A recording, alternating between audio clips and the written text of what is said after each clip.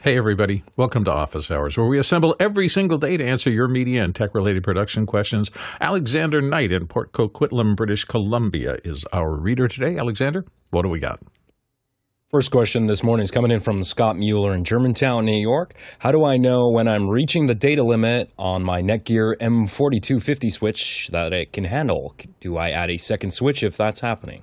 And Guy Cochran's going to start us off and help you out. Guy? Well, it depends. So there is some software called Ngage, which will let you see. So it's more the enterprise level of the software. So out of the box, you can just look at the UI through a GUI, and you could see what's going on.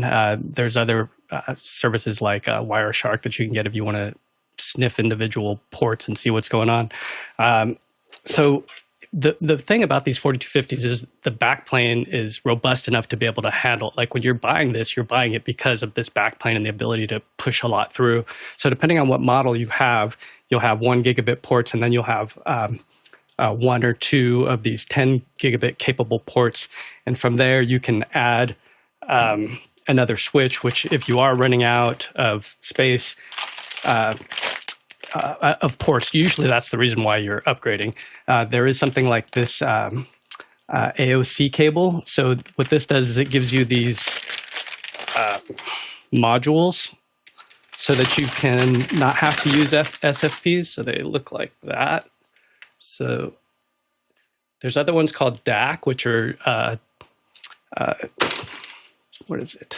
DAC. I can't remember what it stands for, but it's like direct attach copper, I think. And then these are the modules that you can get if you want to run fiber. So then you can also run traditional fiber, which looks like this, to connect those two. So depending on where you're putting these things, you could use a short DAC cable, which is like a jumper to go from one to the other, or you could use multiples. The thing to test, though, is if you're running like NDI, is it VLAN'd out so you're not getting these packet collisions? Because what is it that's making you want to that makes you think that you're taxing it out? Because you'd have to be pushing like 4K 60 on a couple ports.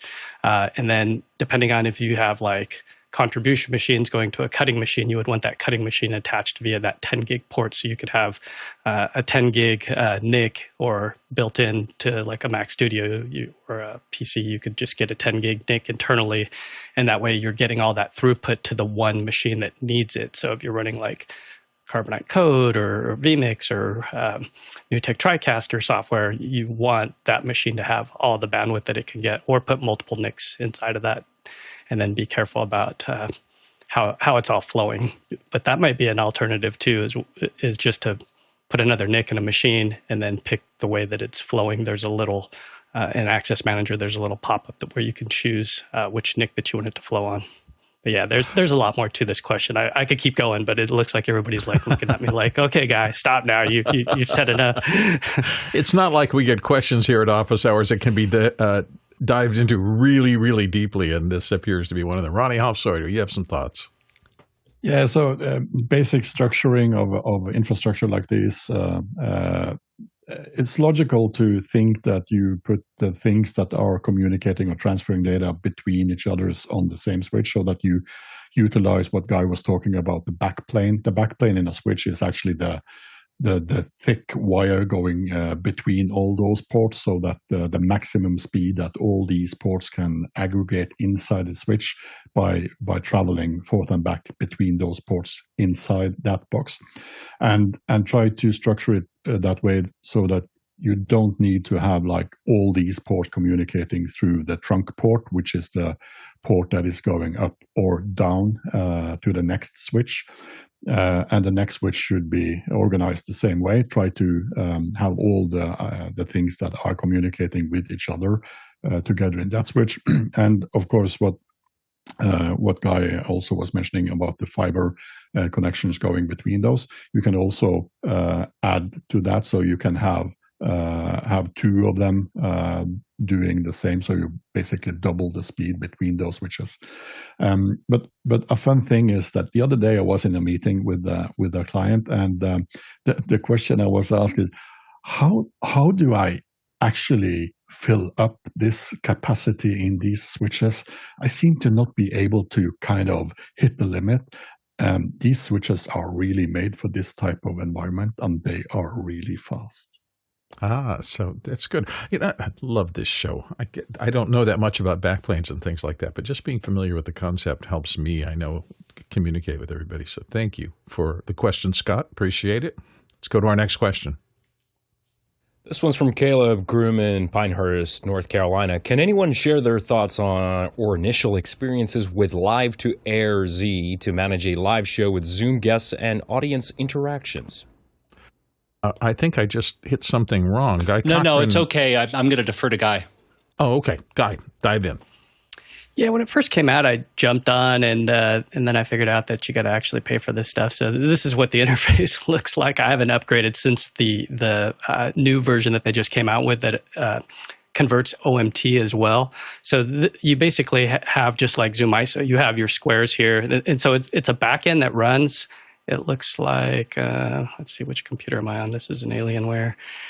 Get so many computers going. But yeah, so you have a backend, kind of like ZoomISO or any of the other liminal.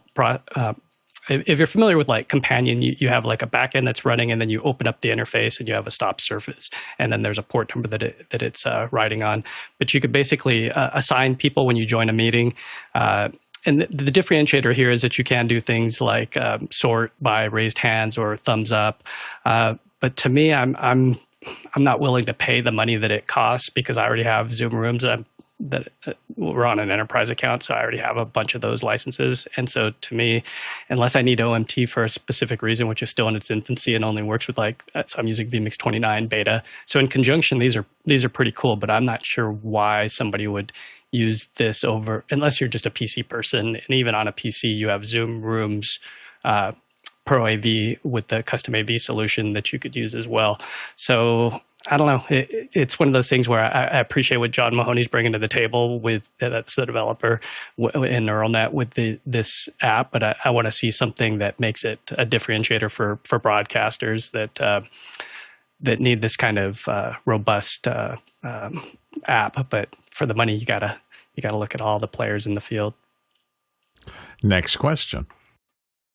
Jeff Francis in Columbia, South Carolina asks, I need software, macOS, to play back a video file and 2 audio files in sync, stereo music and mono click. Anything I should check out besides QLab? Yeah, you'll get some suggestions here. Jason Bass is going to start us off. Jason? There are a ton of ways to do this. The way that I've always relied upon is an app called MIDI, M-I-T-T-I, and it works perfectly. And Ronnie Hofsoy. Yeah, totally agree. MIDI is also possible to sync with Bitfocus Companion, and you can even have it interact with Blackmagic series of equipment switchers, etc. But there is some professionality about using QLab. Of course, you need to learn it, and this is what we're talking about. And it basically says in the title, the industry standard for a reason. And when you first learn to use QLab, it's a really powerful tool. Just beware, you can have it licensed in different ways. You can even license it for a single show if you would like to do that. And there are different versions. There are audio only, there are audio plus video, and there's audio plus video plus the DMX light control. So you can use QLab to control everything. And of course, QLab is also one of the professional tools that are integrated directly with light boards or light controllers, so that you can actually remote control QLab, and it interacts and integrates with almost every platform in this industry. So QLab is the de facto standard. Jeffrey Powers. There is a quick hack if you have these all set up as stems, video and 2 audio, because I'm assuming one's going to go into people's ears and the others is going to go out to the public for the music, so they stay in tune. And that's basically just going into editor, whether it be Final Cut or DaVinci or whatever, and then line up all the tracks and then have them play simultaneous. That way you can just switch that out in and out if you're just doing some really quick solutions, which is why you might not want QLab, because you don't want to pay the big price just to do one or two videos. Let's go to our next question. Paul Vahus in Austin, Texas asks, for shoots in acoustically hostile rooms, glass walls, gyms, big shops, what are your most effective yet visually discreet acoustic treatments? Looking for solutions beyond sound blankets on a budget. This is going to be a big one. Alexander Knight, dive in. This is one of those solutions, Paul, where unfortunately you got to throw some money at it. There's no, like, first of all, you've mentioned a bunch of different scenarios, rooms that are way different in size. Typically, gyms are cavernous and have a lot of acoustic problems with a lot of hard surfaces. So there's no real inexpensive way to do treatment on gyms, and I've done consults on that sort of stuff. And to treat like a 20,000 square foot gymnasium in a school, or maybe even a slightly smaller one, you know, you can spend $30,000-$40,000 plus the cost of the installation as well. You could use sound blank. Like if you had pipe and drape, for example, in a gymnasium, you would have to cover you'd have to have enough of it to cover all the walls, and then you still got to contend with the ridiculously high ceiling, which you won't be able to do anything of, but I suppose something is better than nothing. So again, visually, I think there's some stuff in your statement here that conflict with each other. Low budget and also visually discreet. Ronnie Hofsoy. I have to refer to a rule of thumb we tend to use sometimes, and that it's really difficult to fight physics. And in a big gymnasium, of course, you can add more people to the gymnasium and have people fill up some of the reflections. But I wouldn't be able to give any good advice in how to treat a room that is big. A shop or some smaller areas, you can, if it's possible, to just add carpets, a lot of carpets on the flooring if the floor is not a part of the picture. But you know, if this is going to be used like an open space, people are kind of visiting this shop or store in the opening hours, it's really difficult. So you have to go with other solutions, and that is mic closer, even hide the mics on the person that is going to be speaking, etc. So going back to my initial thought, you can't fight physics. Jason Page. Oh, buddy. Once again, this is the have my cake and eat it too. I'm sorry. You can't do visually discreet and inexpensive really at all. In this case, I think I'm going to go with the Nimbus from Prime Acoustic, and I'm just going to throw your budget entirely out of the window because these are very effective. And to their credit, they are not visually indiscreet, but they are beautiful. I think they look great, especially if you space them off of a ceiling, like in this example. Guy recommended these years ago for a load-in that I did in a brand new conference room at a law firm. And the neat part is you get to double the effectiveness, the surface area of the acoustic treatment by stepping it off of the ceiling, and you get both reflected and active blocking. But I'm sorry, visually discreet does not coincide. I think the best you can do is beautiful and open your wallet. Guy Cochran. Yeah, it's another depends how much time and how much money you got, and how badly do you need to reuse that venue. Is it a multi-day event or more of like something you're going to be there like 6 months, and then you could do what Jason said. I bought like 20 of those Nimbuses for our old shop, and I just hung them everywhere. And Jason's right, you get that double effect, so it's coming up, and we suspended it from the ceiling a couple feet, so it would different angles of sounds would come and bounce to the other side of the Nimbus, so it doubled its effectiveness. But yeah, these things like rock wool, you'll see in professional studios, people will put these on rollers and they'll roll them around, so people can just like clap like that and hear the echoes in the room and trace where things are bouncing around and try to temporarily maybe bring in moving blankets. But there's high frequency things to take care of. There's low frequency. Mostly what we're able to do fast is high frequency. I made a video that I linked in the chat that basically walks through the other alternative, which is this video is 15 years old, so I look a little younger. But basically, I took 8 different microphones into a recorder that's super high end, and I let you hear the difference between a shotgun mic, which would be the worst that you could bring in a noisy location.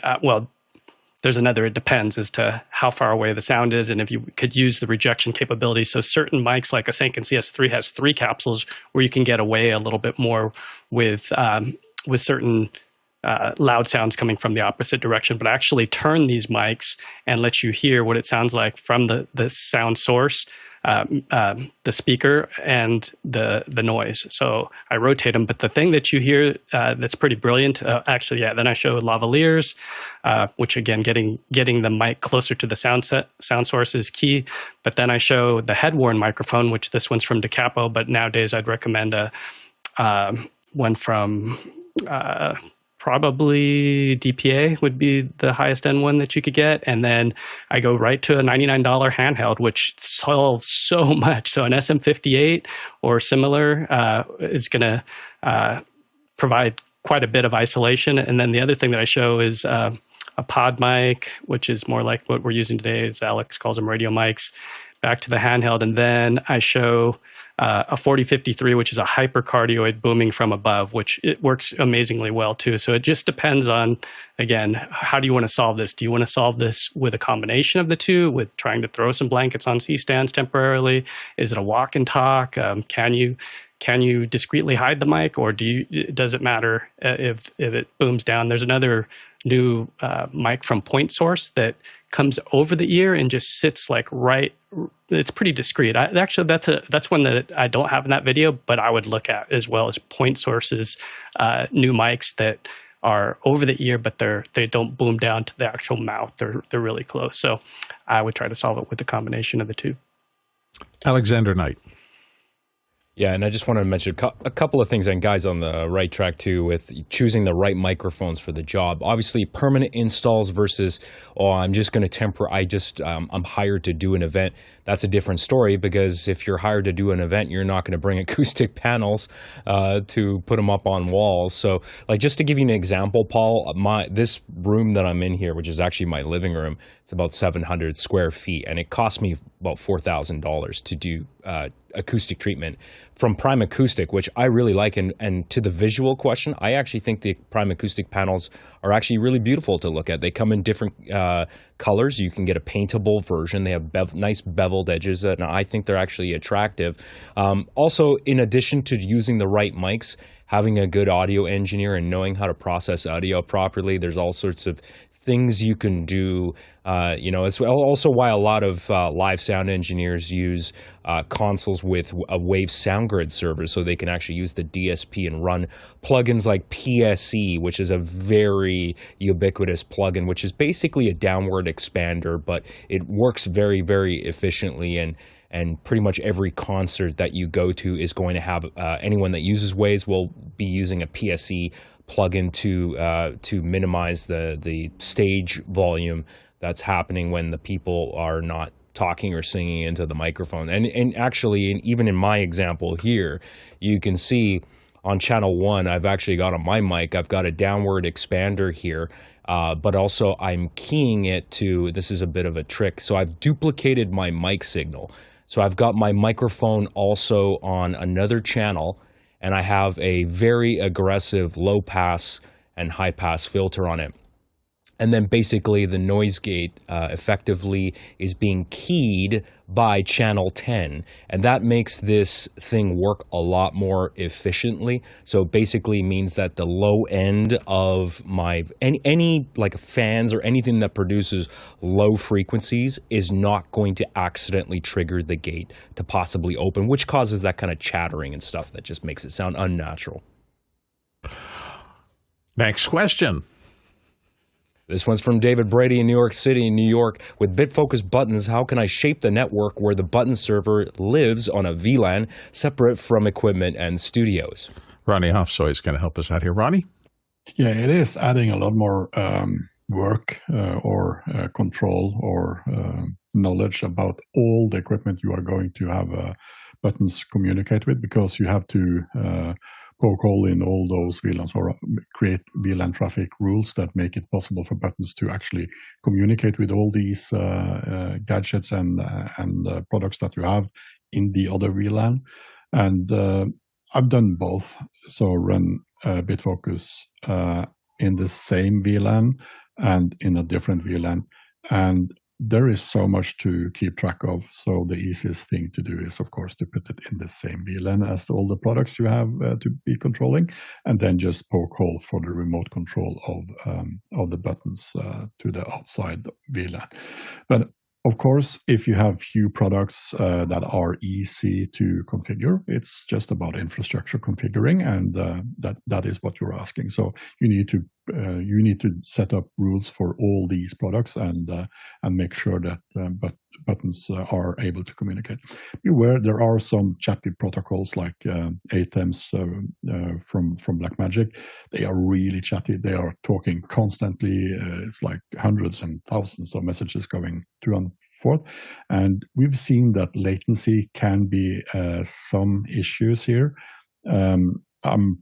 I would think that you have these VLANs around a campus or in a kind of controlled environment. So maybe latency is not a problem. But if you see that it starts to not communicate correctly, latency could be one of the reasons why it's not working. Next question. Harold Williams in Portsmouth asks, I use a MINISFORUM MS-01 Mini Workstation with an Intel Core i9, 32 gigs of DDR5 RAM, and a 1 terabyte SSD. Is it better to install a Nvidia Quadro A2000 PCIe card and use NDI with vMix, or should I install a Quad 2 to use SDI? Jason Bache is going to help you out here. Jason? You know, I hate to say it, but it really depends on what you're interfacing with. Are you primarily SDI, in which case SDI is the winner? Are you primarily NDI, in which case I suppose, that would be the other way to go. This is such a small form factor that like my immediate concern is that it, in either scenario, it may very well end up getting a little too hot. Ah, the old temperature issue. Harold, let us know if you decide to do it once you find out. Next question. Paul Vahus in Austin, Texas asks, for field recording, what are the key workflow advantages of a dedicated recorder like a Sound Devices MixPre over a high-quality USB interface and laptop? Why make the jump from an interface to a dedicated unit? And we're turning around, going right back to Alexander for the answer.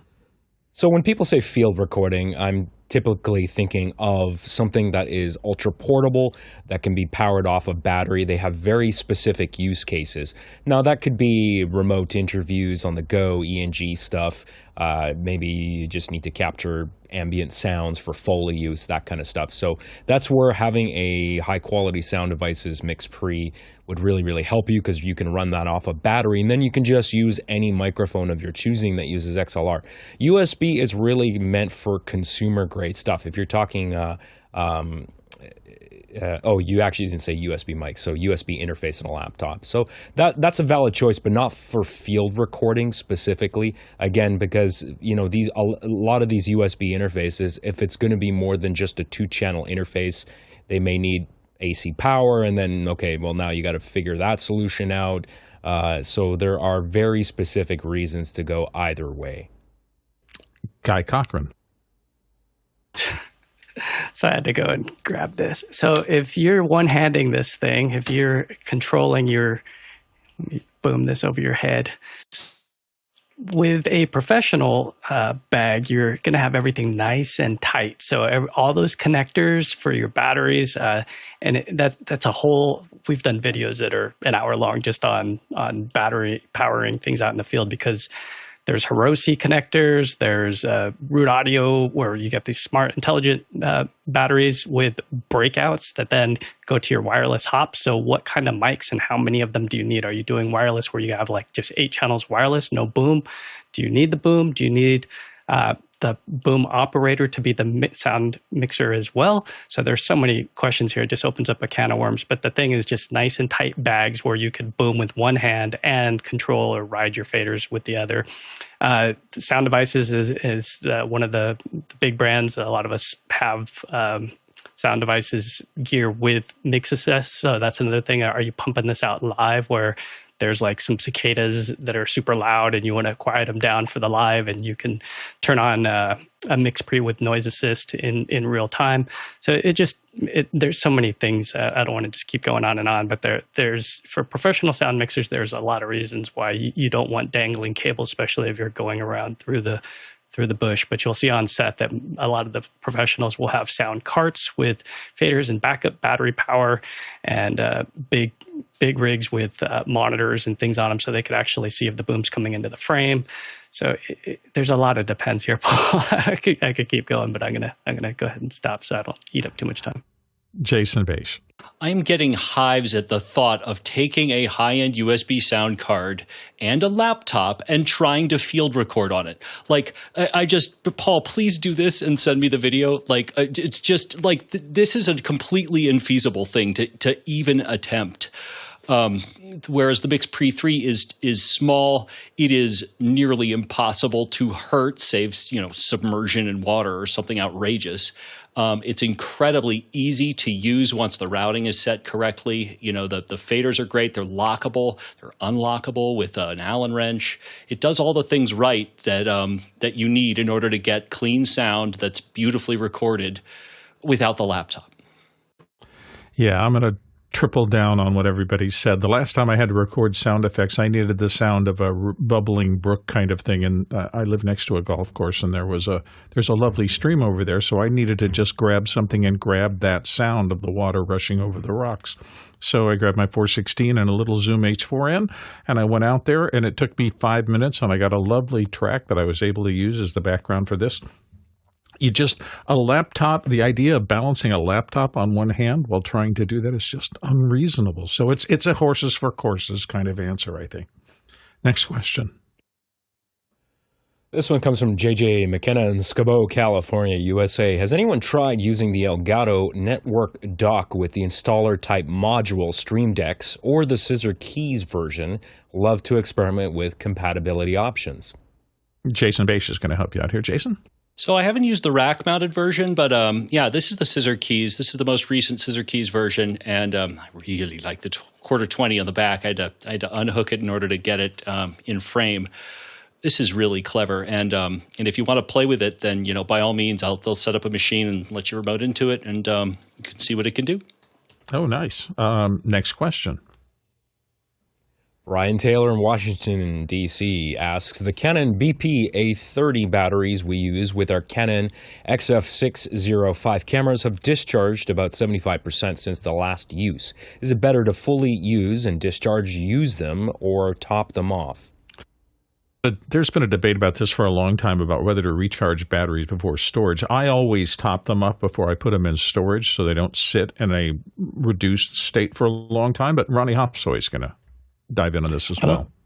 I don't know the BP-A30, but I think that is a battery that should be charged up to 50% before storing. So take that with a grain of salt. Some batteries are better off being charged to top and then, or almost top, 90%, 95%. But a lot of the batteries that we are using in our daily use is recommended to have around 50% and put them away and then check them after a while so that they don't go below a certain threshold. If newer modern batteries go below a certain threshold, they tend to die entirely. So just keep the charge in a 40 to 60, 75% range all the time, and you should be good. Guy Cochran? Yeah, I have a similar size camera. It's almost exactly the same. And I use one of these Core micro batteries that give you the intelligent battery indicator, and they mount underneath. And then you get a dummy you could either do the dummy. In my case, I have it going into the DC port. So then I could just run for hours, and I have about 5 of these batteries. It's overkill, but I have a ton of them just standing by. And I just keep all of my stuff on a table. It's just a battery charging table, and stuff that is used regularly, it already is charged 100%, and it's just sitting there.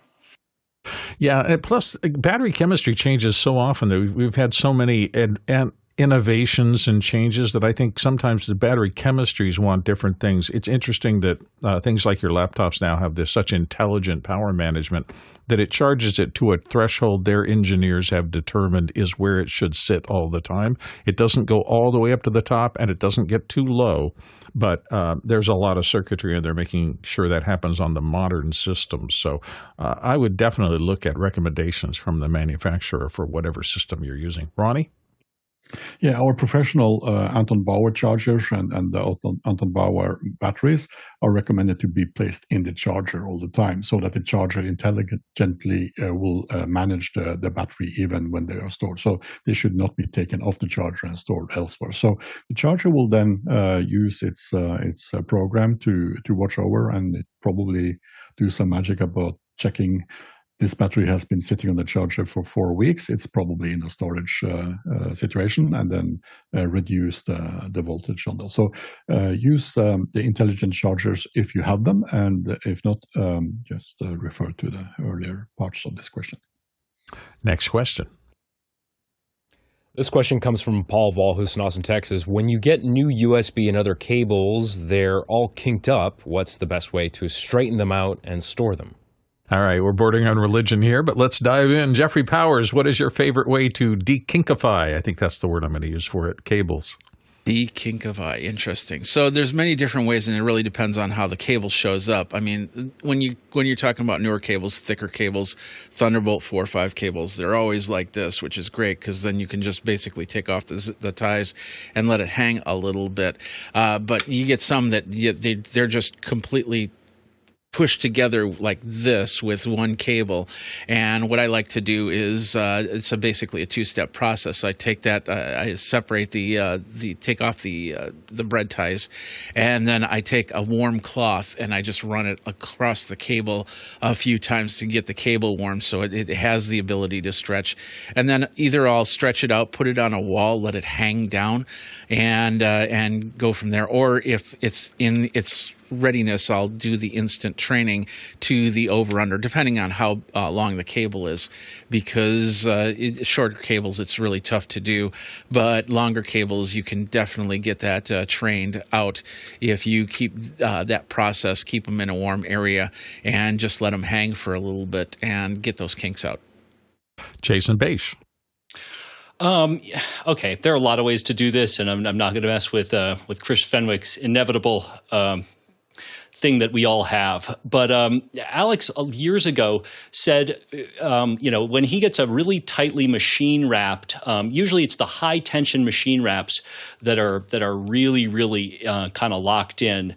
If you get high end cables, this doesn't usually happen, but spreading them out on a deck, with just a little bit of sunlight, really relaxes the cable, and then you can just use a good over under, and away you go.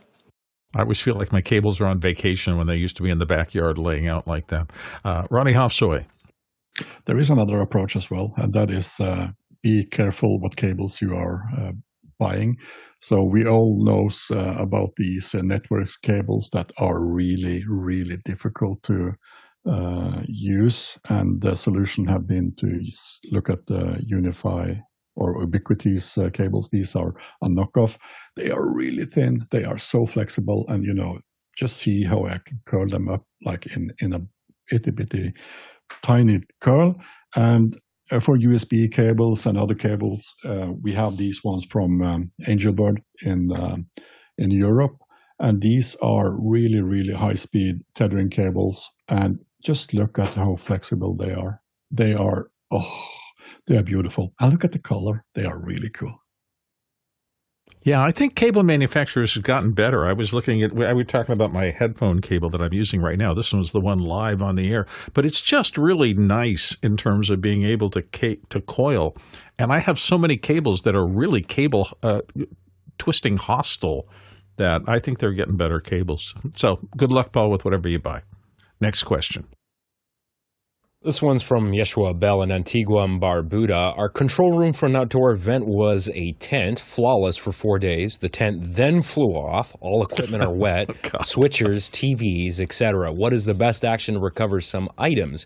Would taking them into AC and changing to a specific mode help? Uh-oh, we feel your pain. There's nothing worse than the tent blowing away and a storm getting everything soaked. Ronnie Hossoy, what would you do?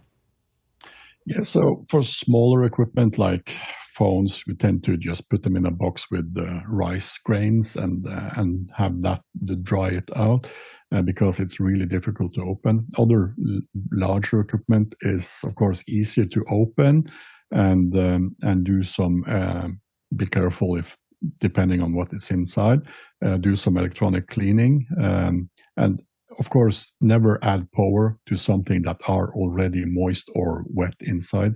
In the Arctic areas, we are very, very careful about bringing equipment out from the cold, bring it inside, and then start to use it. You need to have it come up to the normal room temperature. So we put it into plastic bags, etc. So be really careful if it's still moist. But adding it to a smaller room with a really high power AC, even inside a car, could help you.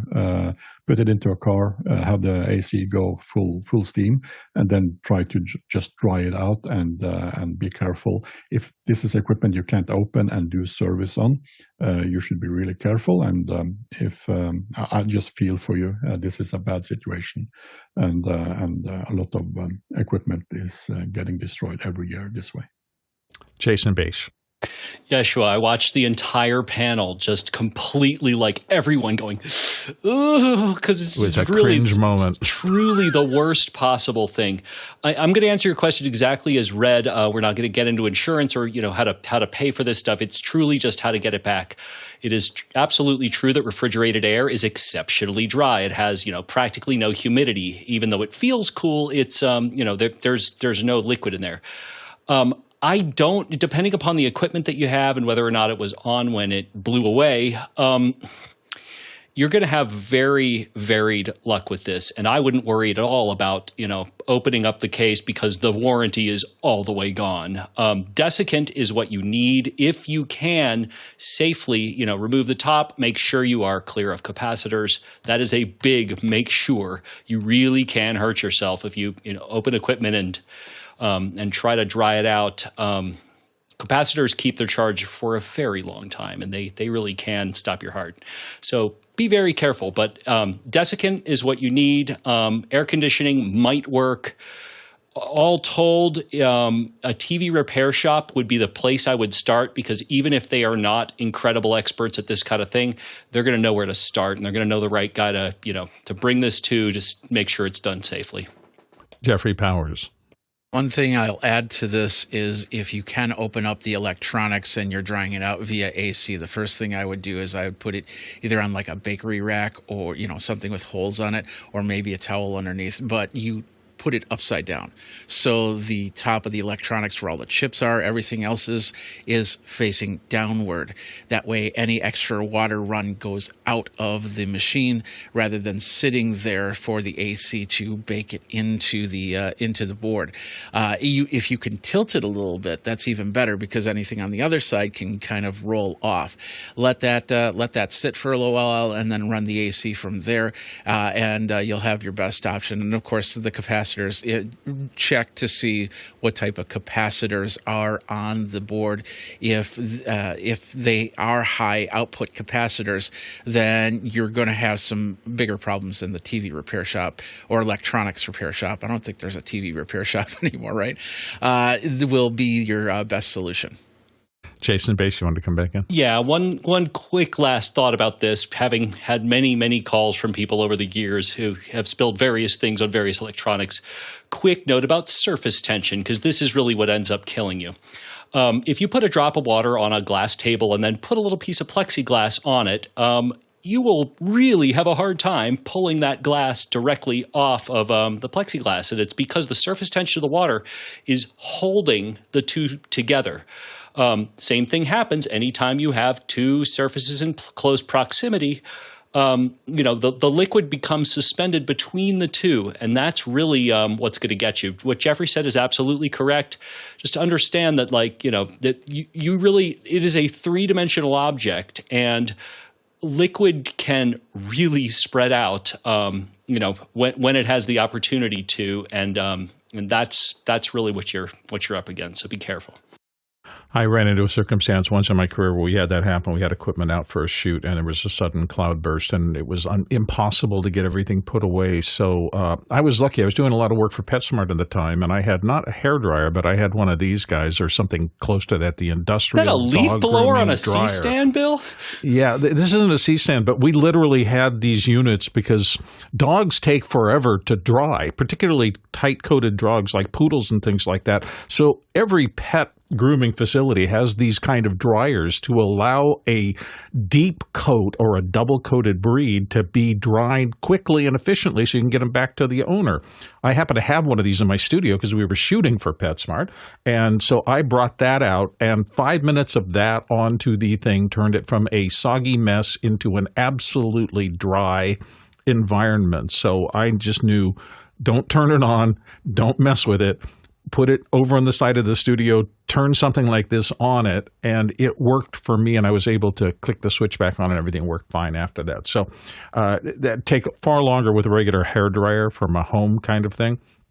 But if you got something that's a serious fan, and I like the fact that you can aim these particularly at where you want to aim it, that's helpful because I just kept moving it around so I knew I could get hard flowing air around and inside everything. So just another thought. Next question. Scott Mueller in Germantown, New York asks, I've been getting garbled and solid buzzed audio from ZoomISO through a Decklink Quad 2 about 30 to 40 minutes into calls on various ISO and all embedded audio 3 times in the past 2 weeks on a system that's been solid for 2 years. Any insights? Guy Cochran, help us out. That's rough. I mean, it's telling that it's been solid, and so that leads me to maybe power or some kind of cabling, something physical. If it were me, I'd probably reseat the card, pull it out. I don't know if you have it in a Sonnet enclosure or how you're getting that Decklink. On mine, I'm running the latest build, which is desktop version 15, so you might want to update the driver. And I don't see any conversions going on here, but for audio, I don't see anything specifically that might cause that drift. I'm using a Decklink Quad that has 8, and in the advanced audio settings, I don't see anything that would cause that kind of drift. If it were me, I would join this meeting that we have going 24/7 to test the audio, and I would try swapping it out to NDI. So change your output type to NDI, and then go listen to those feeds after 30 minutes and see if anything's still happening with this meeting. But yeah, so the latest build of ZoomISO is 2.4.1. So I would go 2.4.1, 15, and then I'm running a Mac Mini M4. I don't know what you're running as far as hardware, but I would also check the audio settings for your system to make sure they're not at 44.1. They should be at 48. And between all those, that should get you in the right path at least. I don't know for sure what it is, though, but please follow up and let us know if you get it cured. Ronnie Hofsoy. So I can think of a few things that could be the reason. Guy mentioned at least one of them, and that is cable. I've seen this happening on our own system. We also use the 8 ports, so that's the Quad Duo in a Sonnet box. And I've seen that when we use another cable. So if we use the wrong cable, which is not entirely Thunderbolt 3, I've seen that happening. So it almost worked, but it doesn't work. The other thing I could think of, since this is a 2-year-old stable solution, is that maybe this is in a environment where there is a lot of dust, so heat buildup. These cards get a little bit temperature, and if the cooling is not adequate, maybe that is the reason why it happens after some time. So you run the show, you use the image in and out, etc., and getting audio, and then after some time it hits a little bit too high and starts to create problems. That's the second one. The most important one is the one that you actually did comment in the chat, and that is upgrade of software. Upgrade in software solutions that are really stable are the number one reason that things stops to work. So I'm pretty sure that is the main reason why this solution is not working anymore. So just roll back if you have the the option to do that and test or change this over to a system that is running the older configuration in the OS X and see if that fixes the problem. There have been numerous problems with the audio pipeline in Mac core audio systems. We've had these discussions almost every week, both backend and in after hours. And it's just recently I've seen some stability in Sequoia and the latest versions that the core audio has started to become stable in this configuration. And in the chat, there is a lot of IDs. So roll back and test that as one of the main IDs from us. Jeffrey Powers. Yeah, software, doing software updates, as Ronnie said, is the number one quickest way to do it. I would also think about taking that card out of whatever system you have and putting it in something else. If you have a Sonnet box that you're putting it into, put it in there. If it's in a Sonnet box, take it out and put it into something else. There is another issue, and something we already talked about earlier today, and that is capacitors. If capacitors start to go, you will start to see little gremlins, and in most cases, you'll see other types of gremlins as well throughout your system. But if a capacitor is starting to cause any type of problems, one of the easiest things that it'll do is it'll start to garble and cause problems with your audio. So by taking the card out, you're pretty much putting in a new environment, so you can discount the card if you can still continue from there, if that's something that you can do. Other than that, check all your cables, unplug everything from the computer, only use the bare minimum that you need to run your show, and see if that helps. And even just change out even the power cables, everything like that, and just go through that full test. Alexander Knight. I know, Scott, you just upgraded to Sequoia, but I will say that this may just be a coincidence, because if you're getting buzzing, to me that sounds like a hardware failure, and I would really look at that Decklink as being the actual culprit of the problem. So those Decklink cards, it's probably, if you've had it for 2 years, I think Blackmagic's warranty is 1 year, so it's probably out of warranty. You may want to think about just buying a replacement, because I'm pretty certain that you've got a hardware problem here. Next question. Brian Taylor in Washington, D.C. asks, does it harm my Roland V-160 switcher to keep its power switch in the on position and power it on via my Furman P2400 AR voltage regulator / power conditioners on switch? Alexander Knight, what do you think? The answer is no. It will not harm it. You can totally do that. Ronnie, you want to add anything? Yeah, just this is kind of seen as at least semi-professional, maybe even professional product. Of course, there are more expensive products, but the Roland series of products are built kind of in a way meant to be, well, powered on for the entire time. I've always had a rule that powering on and off stuff is the thing that is making products go failing, and kind of professional products are meant to be turned on all the time. So I'm not sure. I might just had it turned on. Of course, it uses power, so there's not the green thing if you're saving power, etc. And power costs money, so that's also an element of this. But coming from Europe, we're not thinking that much on costs for power. If you're looking for something to do tonight, The Rundown with David Paskin is one of the shows we have here on the Office Hours channel, and that happens at 6 p.m. Pacific time. David takes a deep dive into the why behind the latest tech shaping our world's fun show. I've been on it quite a few times. I may be on tonight. I don't know. I'll see what my schedule looks like. But anyway, The Rundown tonight, 6 p.m.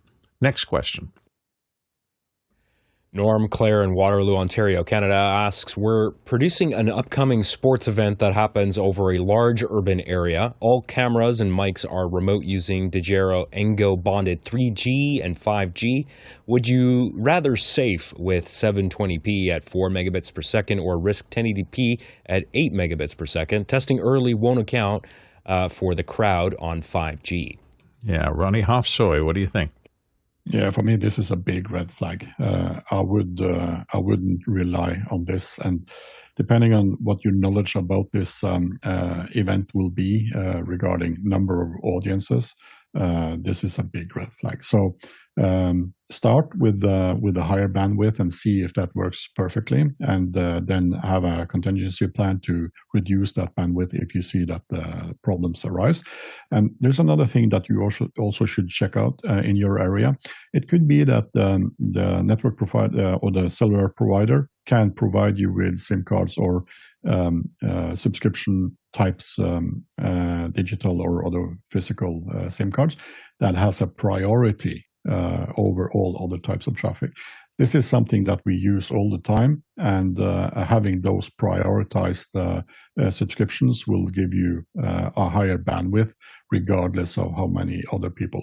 But of course, at some point, there is no more bandwidth coming out of these base stations, and you are burnt. Chris Fenwick. Yeah.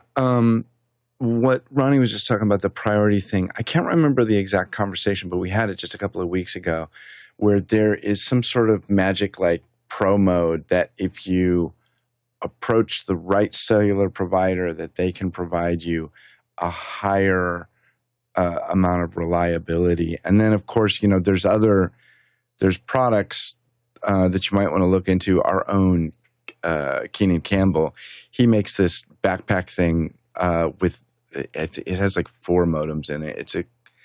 It's pretty cool. But we used it at NAB, but even at NAB, even with all of this, there was still issues with it. So I think there's a pro mode. I can't remember what it is. Maybe Jason or somebody knows. I can't remember. Yeah, when you get 100,000 people in a convention center and they're all trying to check and use their phones for everything, I don't think that the world has a solution yet. But that kind of upgraded service may be something to look into.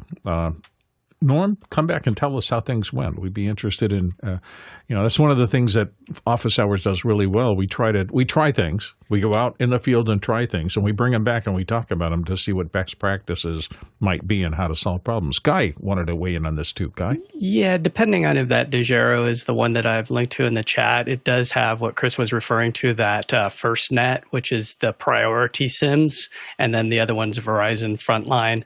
If you're at the highest level, you can actually get private 5G, which would basically enable a modem that would give you a SIM card or a modem, and then that way you can have a hardwired connection, so that the venue you would tap in Ethernet to this antenna, and usually this is a professional that comes out from Pente networks that'll do this. And so if you look at LiveView and some of the other guys, they're using Pente networks, same with Teradek, to do private. So whether I'd do 720 or 1080 to scrape by, I'd probably be more safe than sorry and go 720. But it does look like this is an HEVC encoder, so you are getting, your sipping bandwidth essentially. But when the meat bags, as some people call them, show up with 30,000 people, that's what we call human beings in RF environments. If you look at LiveView's, if you Google for LiveView's coverage of the Republican National Convention, you'll see that they did use Pente networks, and that it was surprising how some of the other guys dropped down to 300 kilobits per second that were using standard cellular, and they had solid 20 megabits. So you get what you pay for, and it costs thousands. I mean, they did the same thing for the inauguration for Trump, and there was a big mess at the last minute where they had to move stuff indoors, so they lost $100,000 on bringing Pente networks out and selling all of this, all these SIM cards to the reporters that had the LiveView backpacks. They had to refund all the money because they all were told, hey, here's your SIM, use this, and then it moved indoors, and then that was worthless. So it's crazy stuff. But let us know how it goes. That's the live production world. Next question. This one's from Zach Stylesmith in Chautauqua, New York. For keeping network traffic down, is it smarter to run SDI HDMI to an ATEM and have that ATEM feed into vMix rather than have multiple NDI video feeds going simultaneously? I would still keep the cams on the network for PTZ control. Jason Bache is going to help you out here. Jason? Yes, full stop. No question, full stop. It's going to be much, much easier on the network. keep in mind, if you run it through the ATEM, I don't think, unless Guy knows of some incredible way to do this, I'm unaware of how you could see the ISOs in vMix. So, the two approaches are really different. Guy Cochran. Yeah, it depends on your knowledge and your switches. If you have an NDI, if you have time to take the NDI courses, then I like NDI. But I see a lot of people out in the field doing this workflow where they have sub-switching, I guess you would call it, where you're basically using the ATEM for its capability of I/O and the buttons, because you get some nice buttons. So it depends on if you want to get something like I saw somebody use that new $700 micro switcher from that just started shipping from Blackmagic with vMix. So that gives you your hardware buttons. But yeah, I like NDI for being able to route things on a local network, but that's me. For you, you might want to just go SDI and then get a router like a Video Hub. It just depends on where do you need preview program, or where's your graphics coming in from. And so there's a lot more to this than just what you have listed in your question as to your workflow. And but I would also look at getting like a Module or something to take the out. I don't like the USB connection on the ATEMs to feed into vMix. I still use some kind of hardware like a Module or something to go and get that full color bandwidth, because there is this thing you may have heard of called the black crush, where some of the blacks may not appear as robust as you would think that they should be. So look at getting a Module and tapping either HDMI or SDI into vMix. Hey, if you value what we do here, there are a few ways you can help us. You can like and subscribe to our YouTube channel. You can volunteer at officehours.global. Volunteer, meet some incredibly great people who have a lot of skills that they're always willing to share, and become part of the team that makes this possible. Or you can simply donate if you'd like to. We are a 501c3, so you can donate at officehours.global/donate. Thanks. Next question. Kenny Hampton in Greenville, Illinois asks, I tried upgrading my 2016 Asus laptop to Windows 11, but it's blocked due to the older CPU. The machine still works great for my streaming needs. With Windows 10 at end of life, are all these older but capable PCs now useless for online use? Jason Bass, what's your thinking? Microsoft has done some vile stuff in their time, but none to me are quite so egregious as the it's not the CPU, but it's the TPM 1.2 versus 2.0. That's what's getting in your way. And if you look at security now, I will put the transcript in chat. Episode 1045 on September 30th, there is an established safe way to nudge your computer into official ESU, which is extended service, for at least the next year. Also, and, this is addressed to the question, but, computers will run just fine in a vacuum as long as they don't have to touch the internet. And John Wallace isn't wrong. You can always just use Linux as long as you got all the time in the world. Jeffrey Powers. Linux doesn't always work depending on what you're using with the device. Safety with the device, what you can do is you can put it really deep into your network, and it technically never touches the internet, and then you'll be fine. Not using any of the programs like Explorer or anything like that, then you can switch over to Chrome, Firefox, and you've got that going. You can also put in some sort of VPN software. There are programs that you can install onto a Windows 10 machine that'll make it safer, even though the security updates are not on there. Keep in mind that if something is completely egregious where it can affect a lot of things, they'll definitely put out a patch for Windows 10. So it's not totally unsupported in life, but the reality is a lot of anything that's coming out there, especially the Windows Defender files or anything like that, might not work. So Defender you'll want to turn off and put on a third party if you're really concerned about that type of stuff. But you can definitely secure a Windows 10 machine past its life. And I've got 3 or 4 machines I'm not planning to update anytime soon that are still running on Windows 10. If you know what you're doing, you'll be able to get it. You'll be able to continue to use these devices without a problem.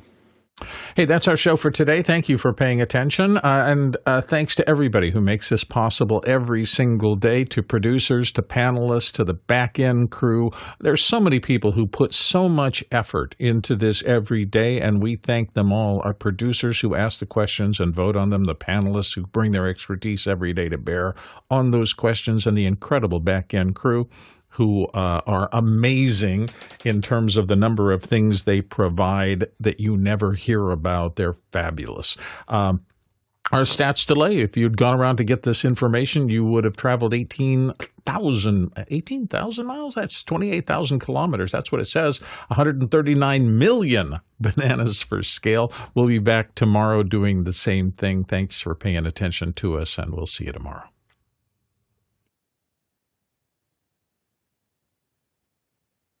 Dang, I had such a good Bitfocus buttons. I was about to say, I bet you were going to have something awesome. Sorry, if they just voted it up a little more. I have a meeting and I've got a tight schedule today, so I figured. Good.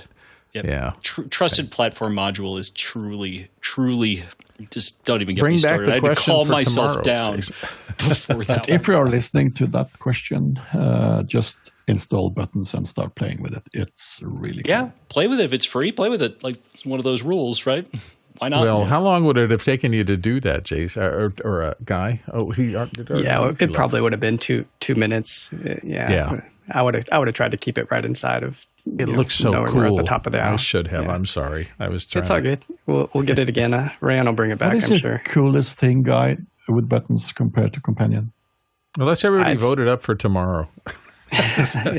Bring it back. I'd say it's these presets that you could just drag and drop a group of presets. So like